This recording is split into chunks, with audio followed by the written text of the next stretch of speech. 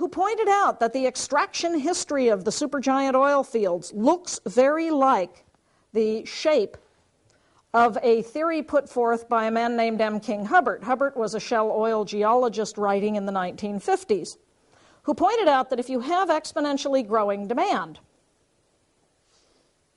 which we do, 90% of the oil ever used by people's been since 58, half of it since 84, you fall off the production curve as steeply as you went up when you have extracted half the resource.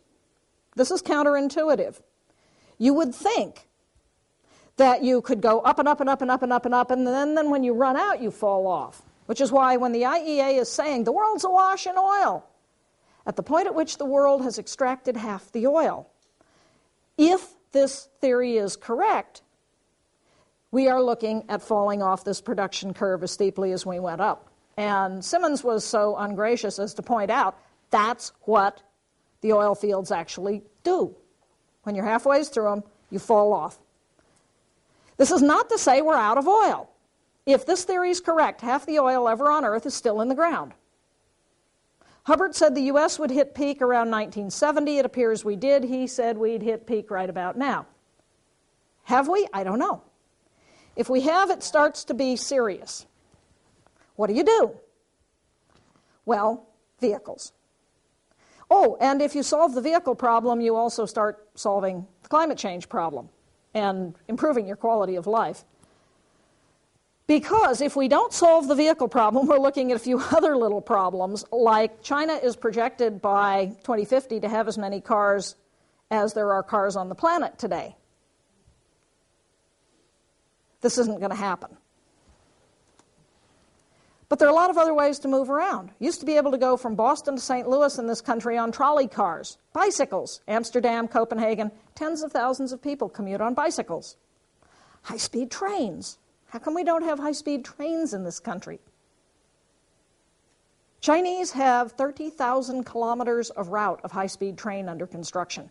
And if you read the New York Times yesterday, you saw that the governor of Ohio, the newly elected Republican governor, has just rejected the 100% federally funded high-speed rail allocation.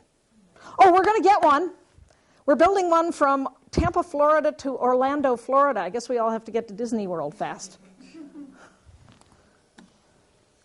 If you still want cars, we know how to make them that get 100 miles to the gallon. They're running around on the road today. There are other business models. This young man, Shai Agassi, Silicon Valley executive, quit to create a company called Better Place. His notion is that you will drive electric cars. He will own the battery. You will drive your car into a battery refueling station, which he owns. He will swap out your battery in the same amount of time and at the same price point that you now pay for gasoline. Crazy idea, huh? Maybe. Danish Oil and Natural Gas has done a deal with Shai to have this system up and running in Denmark. Renault, French car maker, has a commitment to make 100,000 with another 100,000 on order for this Danish experiment. And about 2 days ago, announcement that here in San Francisco, Better Place is putting together a deal. Don't count Shai out. Don't count Dong out either. Dong and Siemens have a scheme to put big wind all around the Danish and North German coast. Siemens sees this as its industrial future. Dong has committed to shift by 2020 from its current 85% fossil, 15 renewable, to the other way around, 85% renewable, 15 fossil. This is leadership. And they're kind of pretty, I think. Here's what Siemens sees its industrial future as: a pan-European smart grid. Big wind off the North German and Danish coasts, wave off Scotland. Scotland reckons to be 100% renewably powered by 2020. Wave off Portugal, solar across North Africa and the south of Europe, biofuels in the south of Europe. Distributed generation everywhere, all hooked together so that there is renewable power coming from somewhere whenever you need it. Smart houses and smart cars. Your storage is the batteries in the cars. I don't know if it'll work, but that's innovation. Well, it's happening here too. Google. You drive into a Google parking lot and you shade your car, and pull down chargers will power your car off the solar in the Google parking lot. And Applied, by the way, did the same thing. We now have the beginnings of an electric vehicle charging network coming up the state of California.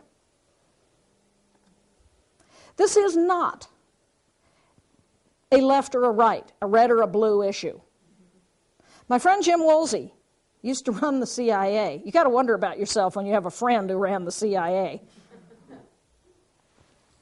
Jim drives a plug-in hybrid car that he fuels off the solar panels on his roof with a bumper sticker on the back says, "Osama bin Laden hates my car." Jim is most assuredly not a liberal.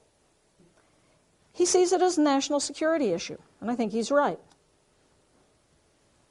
Then you get the inevitable question, but is there a business case?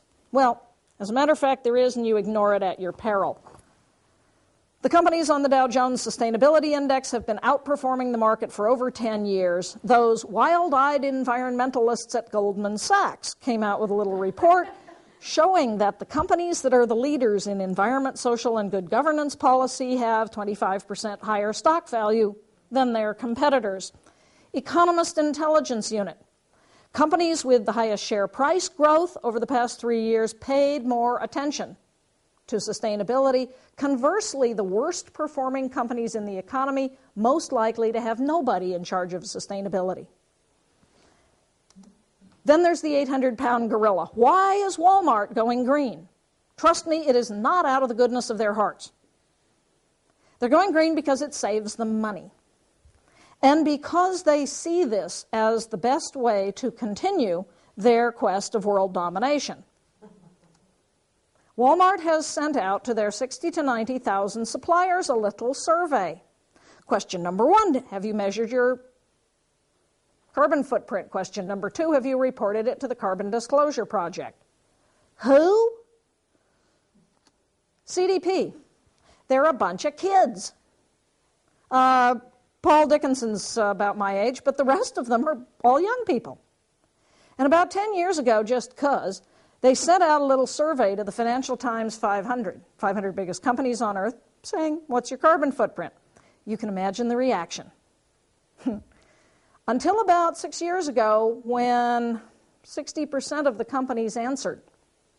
Why?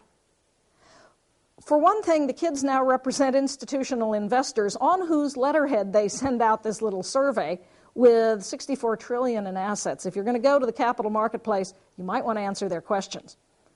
For another, under Sarbanes-Oxley, U.S. corporate ethics law, if as a manager you fail to disclose to shareholders information that can materially affect the value of stock, you can be personally, criminally liable. What's your carbon footprint?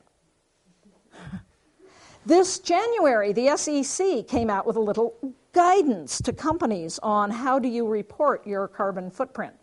The work of a wonderful woman named Mindy Luber at Ceres and a charming and extremely bright man named Russell Reed, who was the chief investment officer at CalPERS, the largest pension fund in the world. And then, of course, there's Walmart. Anymore, if you don't report your carbon footprint to the Carbon Disclosure Project, you better not count on selling stuff to Walmart.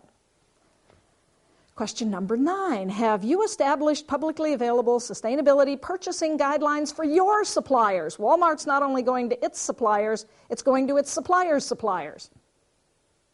If you had told me 5 years ago that Walmart would be the single largest influence on the planet driving sustainability, I would have thought that you were engaging in California's favorite product. Black swan. I would have thought it vanishingly improbable. Here we are. You've heard this phrase, yeah, don't take a risk, the second mouse gets the cheese. Come on, guys, let's be like this little fella. Slap on a helmet and go for it. Because this is what we're looking at. We're at 390 or above. I was told yesterday it's gone to 397. We need to get below 350 parts per million CO2 in the atmosphere. That's just the scientific reality, and we need to do it as fast as we can. And right now we're going in the wrong direction. There's a very important role for government. I've talked a lot about the business case, about what companies are doing, but it's a bit like a bad light bulb joke. How many economists does it take to screw in a light bulb? None. The free market will do it. Not quite. Go back and read Adam Smith. Any of you know what chair Adam Smith held at the University of Glasgow? Was he an economist? No, he helped invent the field. He was a moral philosopher. Smith was very clear that markets allocate scarce resources efficiently in the short term. Markets make a wonderful servant. They're not such a good master. They're a lousy religion. And there's a very important role for communities of faith in asking, why are we here? What is it to be human? What is meaning?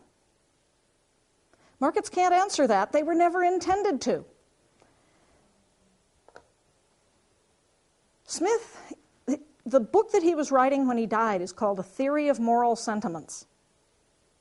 And in it there are some amazing passages which the free marketeers who love to quote Adam Smith at you have obviously never read, to the effect that the greatest good is happiness. That any old fool can have money. And he tells the story, which is typically told as an MBA on vacation, sitting with a fisherman, and explaining the business case to the fisherman of becoming more efficient and catching more fish so that he can get more money, so that he can buy more boats, so that he can catch more fish, and buy more boats, and so that he can retire, at which point the fisherman says, and what would I do then? And the MBA says, well, you could go fishing. This question that is now beginning to be asked by economists like Joseph Stiglitz, Nobel laureate, who this last April released a report commissioned by Sarkozy, president of France, on how does France keep its national accounts, saying that governing by GNP is like trying to run a car on a heat gauge. There are a lot of different dashboards that could be useful. And Sarkozy and Amartya Sen and a number of other Nobel laureates, Daniel Kahneman, and a whole commission from France, called for shifting how France keeps national accounts to this concept of gross national happiness, the Bhutanese concept. Yeah. Yeah. Well, don't feel like you are being crazy. You know, when Nobel laureates and the president of a major European nation are having this conversation, if anything, we're behind the times. This is the conversation that has existed for years in the Balaton group, that limits to growth first raised, that Dana first raised, that I've had many times with Dana. Well, it's now starting to hit the big time. We got to get out ahead of it again, because markets, for all their power, were never intended to take care of grandchildren. That's our job. That's the job of a free people coming together in a democracy and saying, what kind of a world do we want to leave? What is our legacy?